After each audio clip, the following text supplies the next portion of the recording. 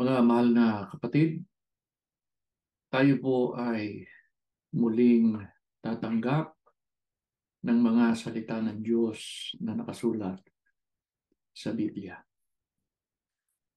Hindi po natin kailanman malilimutan na kaya daw tayo ay inalis sa talaan. Na ang pagkakaalis naman sa atin ay alam nating hindi makatwiran, hindi makatarungan sapagkat labag sa aral ng Biblia. Ang dahilan daw ay hindi tayo nagpasakop sa pamamahala. Nilabag daw natin ang aral sa Biblia ukol sa pagpapasakop sa mga nangunguna o nangangasiwa sa atin. Ang totoo, mga kapatid, bago tayo nalagay sa ganitong kalagayan, ay nagpasakop tayo eh. Kung inyong natatandaan, itong kasalukuyang mga nangunguna sa iglesia ay inulansad nila yung tinatawag na lubusang pagbabagong buhay. Sumunod tayo ron eh. At itong mga nanggipit sa atin ay sadyang nilimot na mula nung tayo ay tawagin sa iglesia. At ang iba ay naipanganak na sa iglesia. Sinikap natin na matupad ng tapat ang ating tungkulin. Sinikap natin mamuhay ayon sa mga kalooban ng Diyos. Balik tayo doon sa inilunsad nilang lubos ang pagbabagong buhay. Sinunod natin yun eh. Kaya nga nung makita natin, nung mapansin natin na mayroon ng mga kakaiba na nangyayari sa iglesia, ang iba sa atin ay nagtanong, ang iba ay nag-ulat o nag-report tungkol sa mga katawalian na nangyayari sa loob ng iglesia. Pero ano ang naganap, mga kapatid? Yung palang inilunsad nilang lubusang pagbabagong buhay, hindi aplikable sa mga opisyales sa iglesia. Hindi naging aplikable sa mga tagapanguna. Kaya noong pinuna natin, iniulat ng iba yung mga katiwalian, ang nangyari, yung naninindigan pa sa katotohanan, yung nanindigan pa sa panig ng Diyos, ang kanilang ipinatiwalag. Hindi pa sila nasiyahan na tayo ay alisin sa talaan. Ang iba'y kinasuhan. Kasama dyan ang pamilya ng kapatid na Eraño Manalo at kung ano-ano pang mga pagbibintang na ipinupukol sa atin. Mga kapatid, hindi natin tinututulan. Hindi natin kailanman sasalungatin yung aral ng Diyos tungkol sa pagpapasakop. Kalooban ng Diyos yun eh. Pero sa leksyong ito ay ihahayag sa atin, sinong tagapanguna? Sinong nangunguna sa bayan ng Diyos? Ano ang dapat niyang maging katangian? Na doon tayo dapat magpasakop. Kaya simulan natin ang ating pag-aaral sa katanungang kaninong tagapanguna, sinong tagapanguna sa bayan ng Diyos ang dapat o karapat-dapat na tayo ay magpasakop. Pakinggan po ninyo ang unang talata na aking babasahin, nakasulat sa Kawikaan 29:2. Ganito po ang ating mababasa. Pagka ang matuwid ay dumadami, ang bayan ay nagagalak. Ngunit pagka ang masama ay nagpupuno, ang bayan ay nagbubuntong hininga. Ang Diyos mismo ang may kalooban nito. Ang Diyos mismo ang nagpahayag nito na pagkaan niya ang matuwid, dumarami, ang bayan nagagalak. Pero pagka ang masama ay nagpupuno, ang bayan ay nagbubuntong hininga. Ulit, mga kapatid, talagang utos ng Diyos. Pasakop tayo sa mga nangunguna sa bayan ng Diyos. Pero, sinong tagapanguna? Anong uring tagapanguna ang karapat-dapat na pagpasakupan o isubmit natin ang ating sarili sa kanila? Sa matuwid.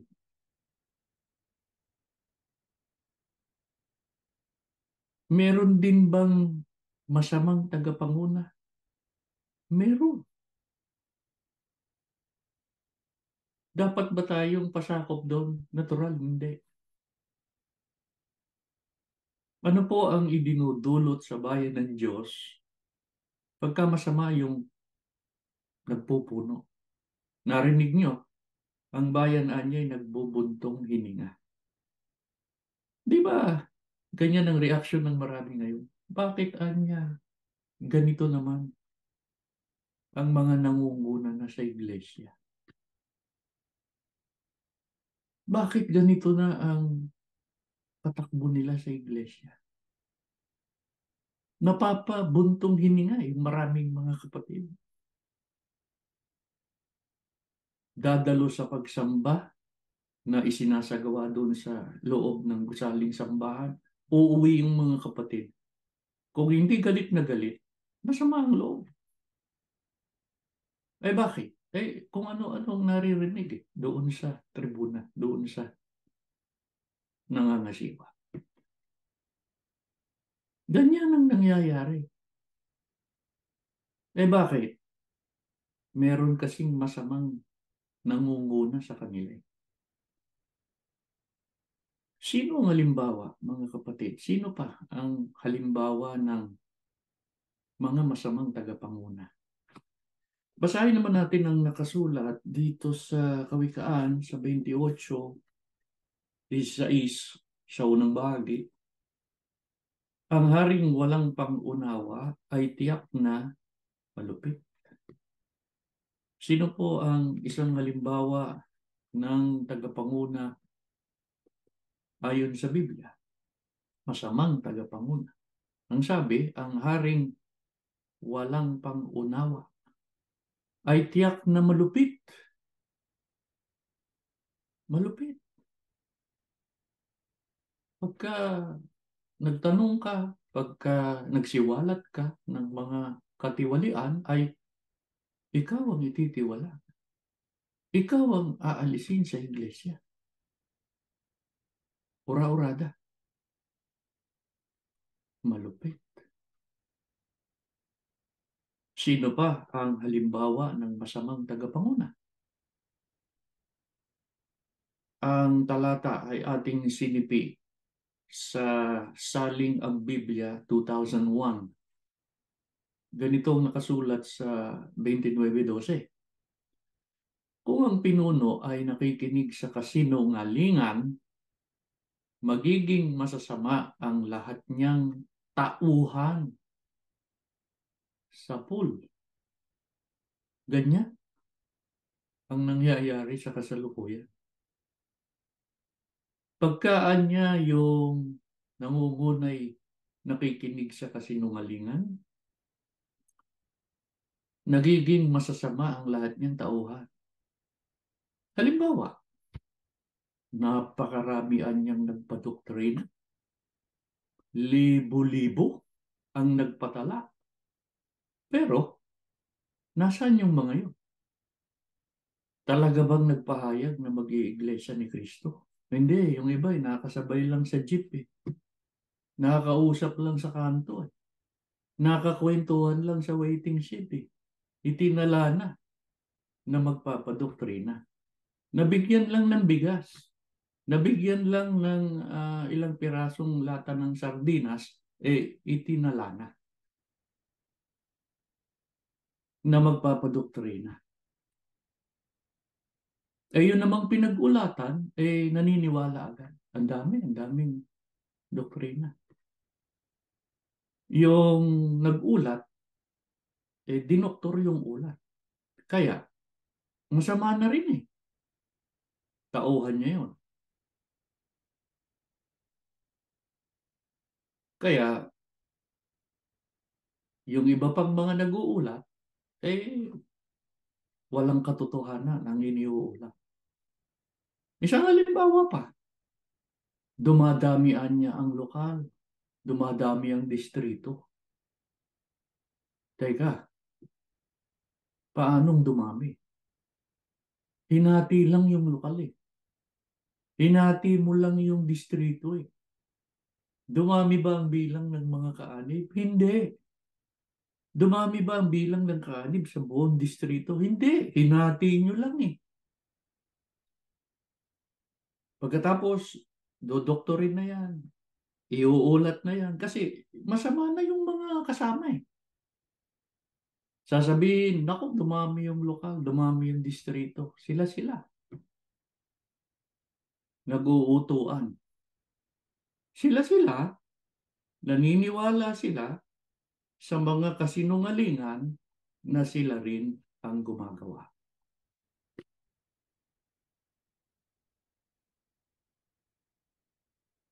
Mga kapatid, yan ang nangyayari sa kasalukuyan. Pero, siyempre, sasabihin ng iba na nabulag na, walang nangyayaring ganyan sa iglesia.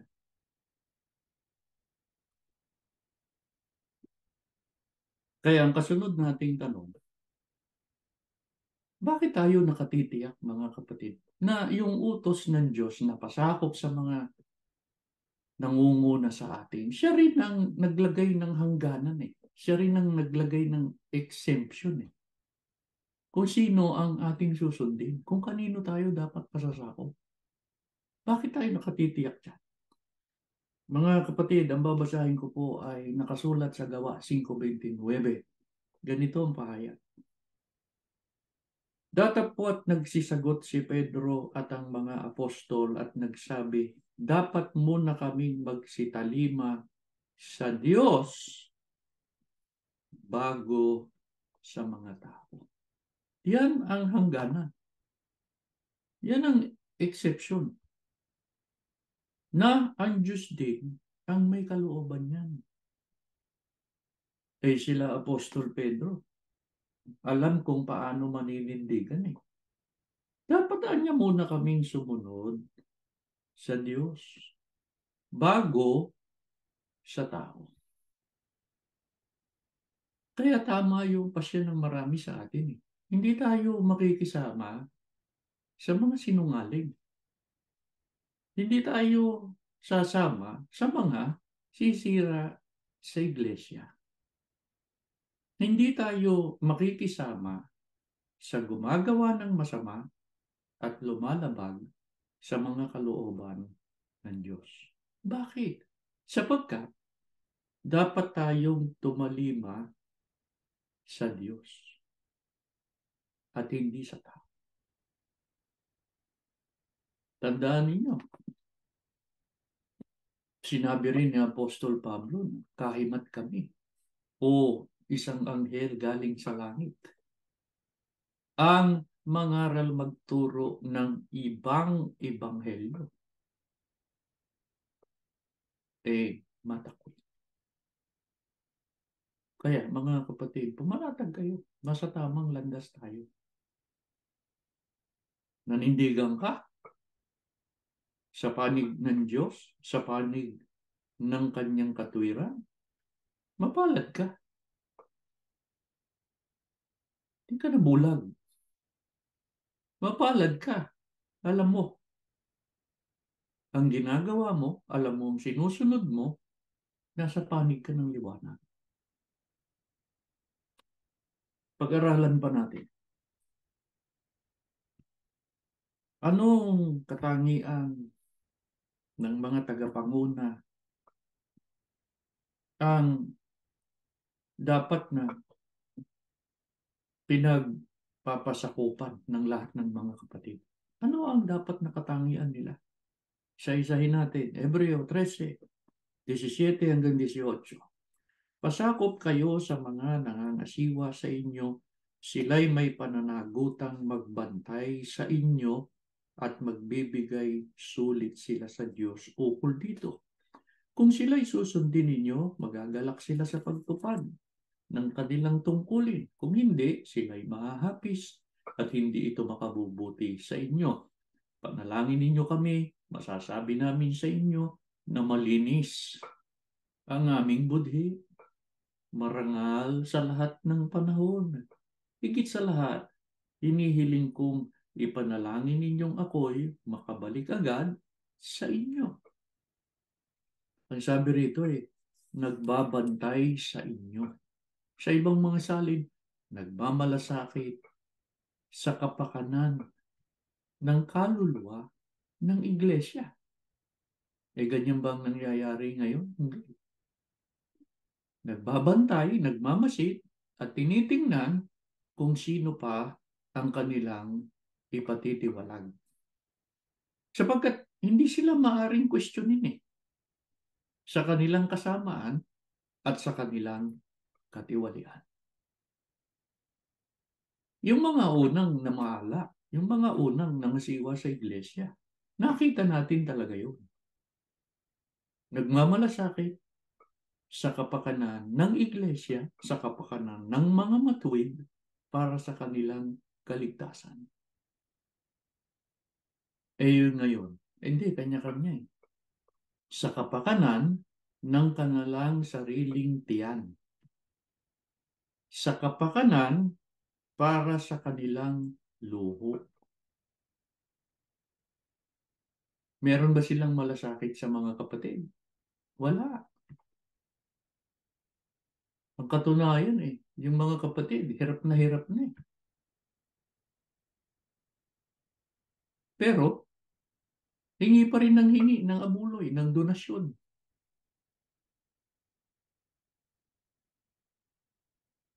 Wala man lang pagpapalakas, wala man lang teksto tungkol sa kung paano titibay yung mga kapatid, kung paano pa sila magmamalasakit. Hindi. Ang lagi na lang teksto tungkol sa abuloy. Sabihin na naman nila, tisod tayo sa abuloy. Hindi, nag-aabuloy tayo dati. Alam naman natin Kaya nga tayo nag-aabuloy noon. Alam natin kung saan napupunta Sa kapilya, para sa iglesia. Ngayon,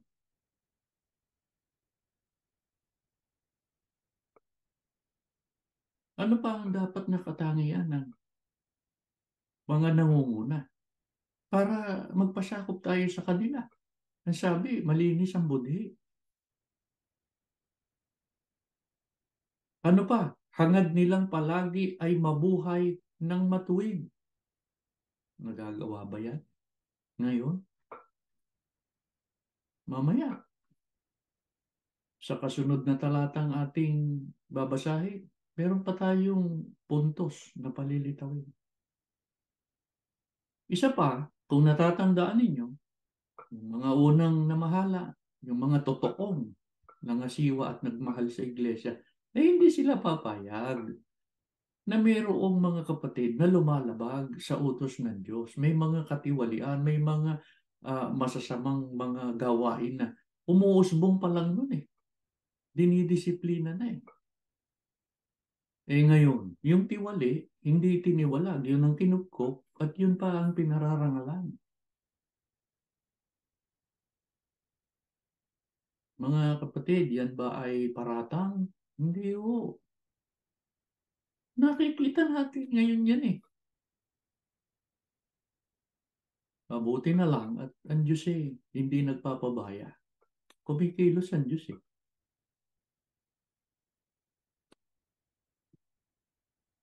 Paano pa natin makikilala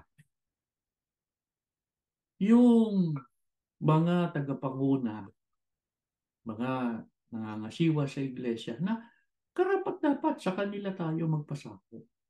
Colossus 1:25 sa isang salin sa English, ganito po nakalagay, of which I am a minister according to the administration of God, which is given to me among you, that I would fulfill the word of God. Sa mga kapatid, yung nangangasiwa, yung nangunguna sa iglesia na doon tayo karapat-dapat magpasakop ay nagnanais. Hangad niya na matupad ang kalooban ng Diyos. na ipinapangaral niya. Tanong, yung bang igalang mo ang iyong ama, iyong ina, natutupad ba ngayon? Natupad ba yan ng mga nangunguna sa iglesia? Ibigin mo ang iyong kapatid. Ibigin mo kahit yung kaaway. Natutupad ba yan ng kasalukuyang mga nangangasiwa, nangunguna sa iglesia? Itiwalag ninyo ang masamang kasamahan ninyo. Masamang tao ba tayo? Anong masama sa ginawa natin na in-expose natin yung katiwalian? Yung mga kasamang nangyayari? Eh, hindi ba nakasulat yun? Hindi ba aral ng Biblia yun?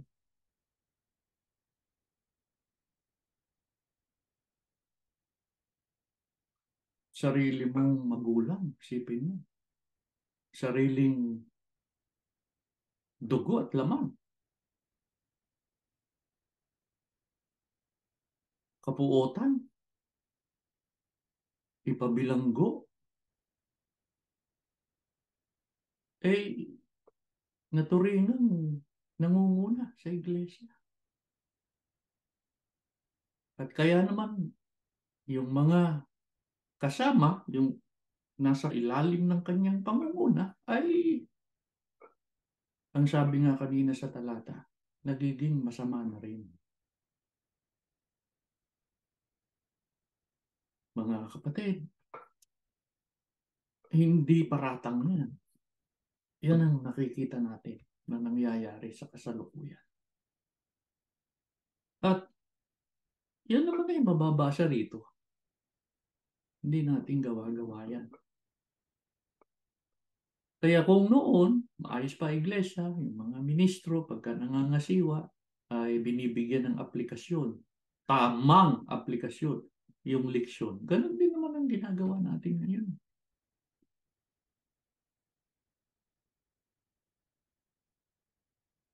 Mga kapatid, ano ang dahilan? Bakit yung mga tagapanguna, sila ang dapat na pangunahin, na dapat na sumunod at mabuhay ayon sa kalooban ng Diyos. 5:1 hanggang 3 ng unang Pedro. Sa matatanda nga sa inyo yung maaral ako, akong matandang kasamahan ninyo at isang saksi ng mga hirap ni Kristo, na may bahagi naman sa kalwalhatiang gihahayag. Pangalagaan ninyo ang kawan ng Diyos na nasa inyo, na magsigamit kayo ng pagpupuno na hindi sa pilitan,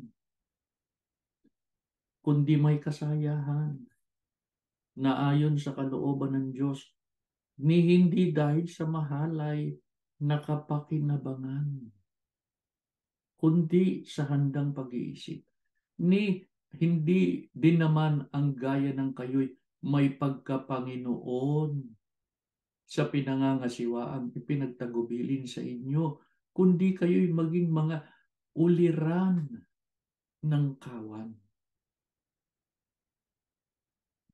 Bakit sila ang dapat na maging pangunahin, na dapat sumunod at mabuhay ayon sa kalooban ng Diyos, para maging mabuting halimbawa sa mga mananampalataya?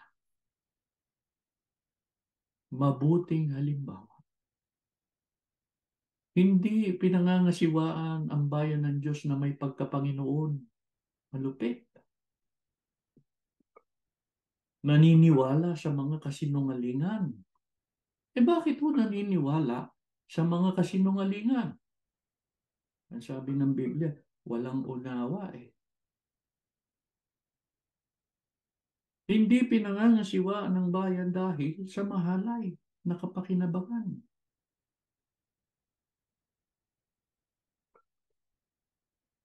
Gustong laging natutustusan ang luho. Sa halip na ang iglesia ang lingapin, nananawagan, lilingapin ng ganitong bansa, lilingapin ng ganitong mga Bakit hindi lingapin ang iglesia, ang sambahayan ng Diyos? At yung bang nakukolekta talaga sa sinasabi nilang paglingap nila? Yung ba napupunta sa kinauukulan? Kaya hindi nila masisi yung mga kapatid Napagdudahan sila. Hindi dahil sa atin.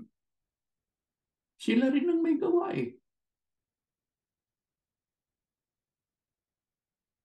Mga kapatid, nawa po, ang pinag-aaralan natin ngayon ay lalong nagbubukas sa ating isipan, sa ating paningin, na dapat pasakop tayo sa mga tapat, sa mga tunay na nangangasiwa sa iglesia. At dahil nga, nanindigan tayo sa panig ng Diyos, sa panig ng kanyang mga salita, at ngayon nga ang marami sa atin ay nasa ganitong kalagayan, pababayaan ba tayo ng Diyos? Tayo na patuloy na ginigipit, patuloy na pinagwiwikaan ng kung ano-anong mga kasinungalingan. Pero namamalagi tayong tumatalunton sa mga kalooban ng Diyos. Pababayaan ba tayo ng Diyos? Pakinggan ninyo, mga kapatid, ang mga huling talata na aking babasahin sa 22, 24, tutuloy natin ng 23, 1 hanggang 4. Ganito po ang ating mababasa. Sapagkat hindi niya hinamak o pinagtaniman man ang kadalamhatian ng nagdadalamhati, ni ikinubliman niya ang kanyang mukha sa kanya, kundi nang siya'y dumaing sa kanya ay kanyang dininig. Ang Panginoon ay aking pastor, hindi ako mangangailangan. Kanyang pinahihiga ako sa sariwang pastulan. Pinapatnubayan niya ako sa siping ng mga tubig na pahingahan. Kanyang pinapanauli ang aking kaluluwa. Pinapatnubayan niya ako sa mga landas ng katwiran, alang-alang sa kanyang pangalan. Oo, bagaman ako'y lumalakad sa libis ng lilim ng kamatayan, wala akong katatakutang kasamaan sapagkat ikaw ay sumasa akin. Ang iyong pamalo at ang iyong tungkod ay nagsisialiw sa akin. Pababayaan ba ng Diyos tayo na naninindigan sa panig niya at ng kanyang mga salita? Hindi po. Mga kapatid, alam namin, naranasan ninyo kung paano kayo pinatnubayan, kung paano kayo nilingap ng Diyos, lalo na sa yugtong ito ng ating mga paglalakbay. Hindi man natin nakikita ang Panginoon Diyos sapagkat siya ay Espiritu, pero siya ang nangunguna sa atin. Ginagamit niya ang ating mga pagsamba para tayo ay patuloy niyang akayin, gabayan sa pamamagitan ng kanyang mga salita.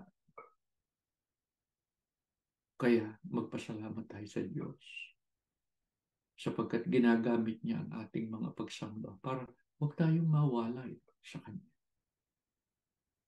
Sa panig naman nating mga sumasamba sa pagkakataong ito, ano man sana ang pagsubok pa na pagdaanan natin, hawakan nating mahigpit ang ating pananampalataya. Yung mga aral na tinanggap natin, huwag natin bibitiwan, mga kapatid. Diyan kayo manindigan, ano man ang mangyari. At ang Diyos na buhay, ang Diyos ng pag-ibig at awa, ay patuloy niya tayong iingatan, patuloy niya tayong babasbasan. Pagpalain kayo, mga kapatid, tumayo kayo at tayo'y aawit bago tayo manalangin.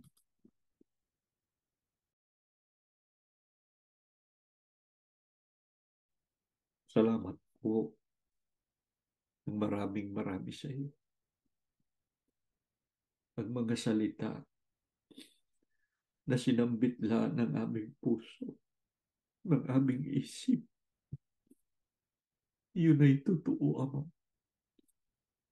Yun ang laman ng aming puso.